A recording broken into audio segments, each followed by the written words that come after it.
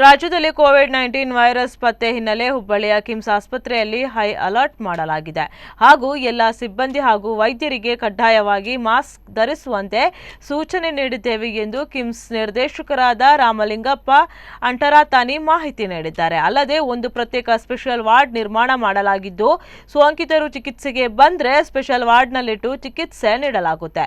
ಅದಕ್ಕೆ ಬೇಕಾದ ಸಿಬ್ಬಂದಿ ಹಾಗೂ ಔಷಧಿಗಳನ್ನು ನಾವು ಇಟ್ಟುಕೊಂಡಿದ್ದೇವೆ. ಮುಂಜಾಗ್ರತಾ ಕ್ರಮವಾಗಿ ಕಿಮ್ಸ್ಗೆ ಬರೋ ಇನ್ನಿತರ ರೋಗಿಗಳು ಹಾಗೂ ಸಂಬಂಧಿಕರಿಗೂ ಮಾಸ್ಕ್ ಧರಿಸುವಂತೆ ಸೂಚನೆ ನೀಡಿದ್ದೇವೆ. ಅಲ್ಲದೆ ಹುಬ್ಬಳ್ಳಿ ವಿಮಾನ ನಿಲ್ದಾಣದಲ್ಲೂ ಕೂಡ ಜಿಲ್ಲಾ ಆರೋಗ್ಯ ಇಲಾಖೆಯಿಂದ ತಪಾಸಣೆ ನಡೆಸುವಂತೆ ಸೂಚನೆ ನೀಡಲಾಗಿದೆ ಎಂದು ತಿಳಿಸಿದ್ದಾರೆ.